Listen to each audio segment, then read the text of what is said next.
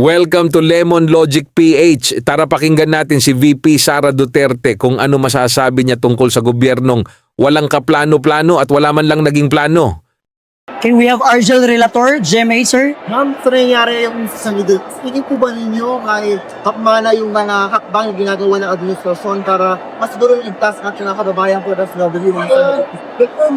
Wala tayong nakikita na ginagawa ng administrasyon. Ang banta ng giyera, narinig na natin yan noong taong 2022 pa lang. Nakita na natin yan sa lahat ng mga briefers, lalo-lalo na yung galing sa mga foreign governments, na meron silang tinitingnan na posibleng giyera ng taon na 2025. Isang year lang ang ligas, kumbaga, ang ligas sa tuig nga gisulti. 2025 nangyari ang giyera 2026. So dapat noong 2022 pa lang naghanda na ang pamahalaan na ito. Pero wala tayong nakitang paghanda at wala tayong nakikita na pagbibigay man lang ng solusyon sa mangyayaring problema sa susunod na mga buwan at sa susunod na taon. Ngayon naman pakinggan natin ang sagot ni Ante Claire. May mga gamot na ba kayong hawak? Sure ako sasakit ulo nyo sa pag-decode sa mga sagot ni Ante. Lemon Logic PH po, naglilingkod! Maraming salamat po at malaking tulong po kung kayo ay magla-like at mag-subscribe sa aking channel. Salamat sa inyo. Ating Pangulo. Ma'am, despite these interventions being pushed by the administration, VP Sara said kulang pa rin yung preparation ng administration regarding dito sa tension sa Middle East. And allow me to read a portion of her interview. Wala tayong nakikita na ginagawa ng administrasyon. Ang banta ng giyera, narinig na natin yan noong taong 2022 pa lang. Dapat noong 2022 pa lang, naghanda na ang pamahalaan na ito pero wala tayong nakitang paghahanda. May we get your comment on this, ma'am? Dapat tinanong niyo muna ang Vice Presidente, 2022, anong buwan? Baka naman panong-panong kanyang ama ito. Tandaan po natin, noong 2022, nangangampanya po sila pareho ni Pangulo Marcos Jr. Uniteam sila. May nabanggit po ba siya sa Pangulo patungkol dito? May nabanggit po ba siya sa DND patungkol po dito? Dahil kung alam niya na po ito, malamang ay meron siyang sariling bolang kristal, ay dapat ipinaalam niya kung ito ay verified info nang galing sa kanya. Dapat ipinaalam niya ito agad sa bansa.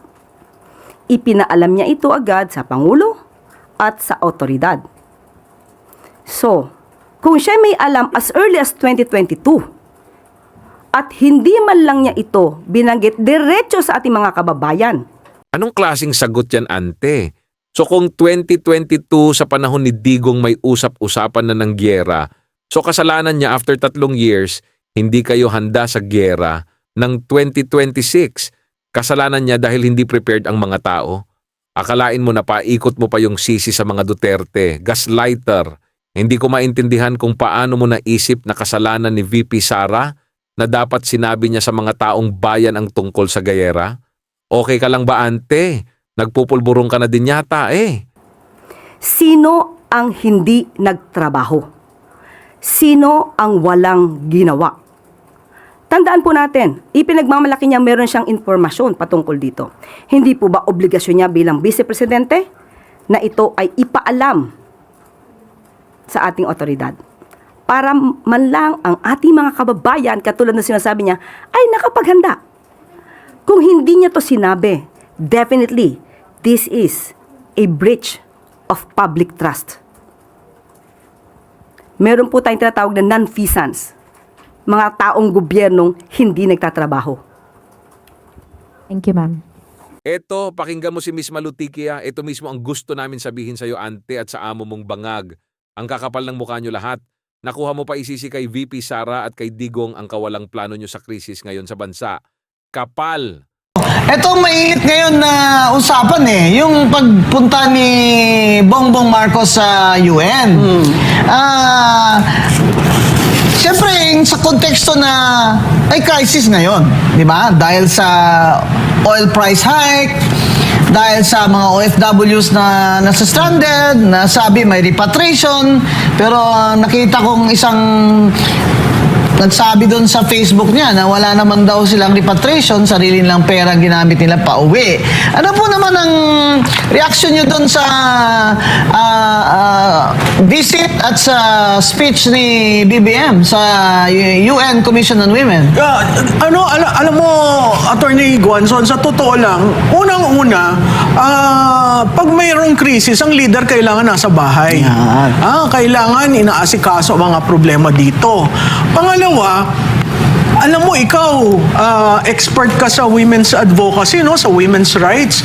Ako'y nababahala na isang tao na hindi kilala sa advokasya ng kababaihan ay siyang nag-deliver ng isang speech before the UN group, no? At dito makikita natin siya na nagsasalita tungkol sa role ng kababaihan, ang kahalagahan ng kababaihan, at ang bumubuklod sa kababaihan pagdating sa development. Yes, tsaka Pero- 30 years ago, pato binuo yung diba? mga sa Beijing Conference. Oo, at dito, 51 years ago, no 1972, tinayo yung UN Yes. Women's Day, no? Yung International Women's Day, March 8.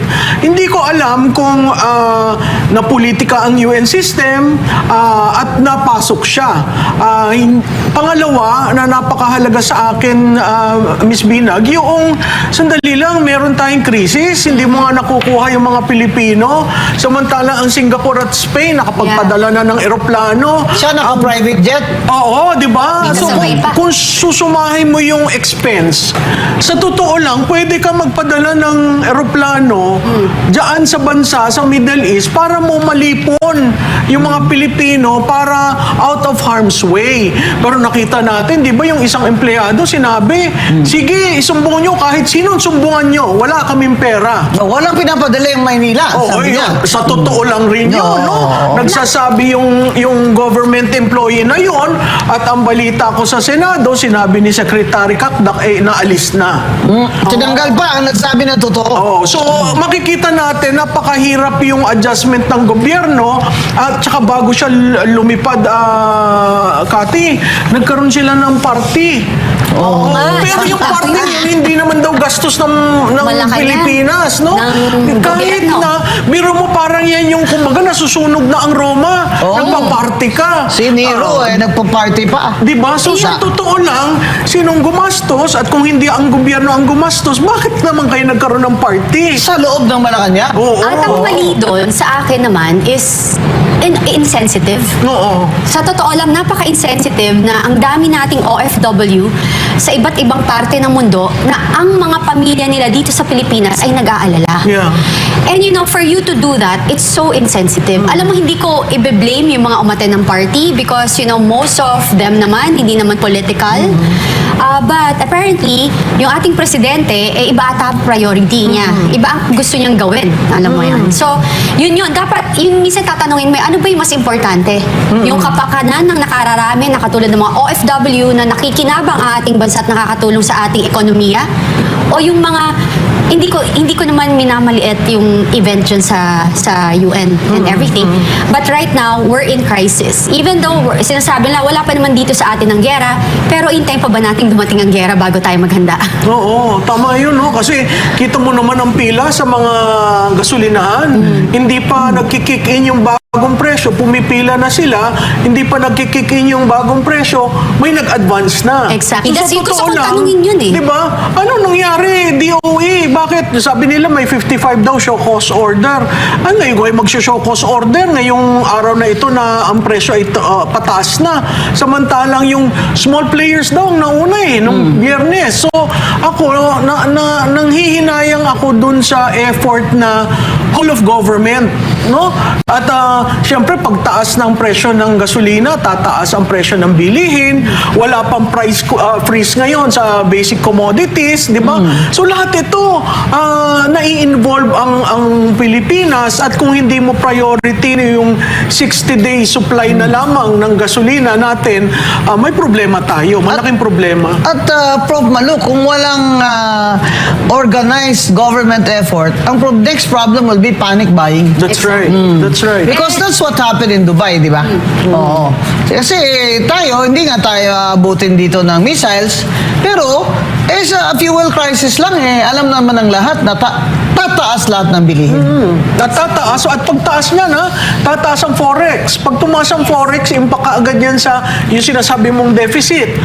Impact na rin dun sa utang natin, no? Na nasa 17 trillion na. So, nababahala ako dahil yung may kaya nila. Oo. Pero yung wala, yung gahol sa buhay ay sa totoo lang. Talagang, kung malalim ang iyong bulsa at may madudukot, sige. Pero kung wala, mag-aabang ka. Thanks for watching, guys. Subscribe now for more updates. Lemon Logic PH po. Naglilingkod.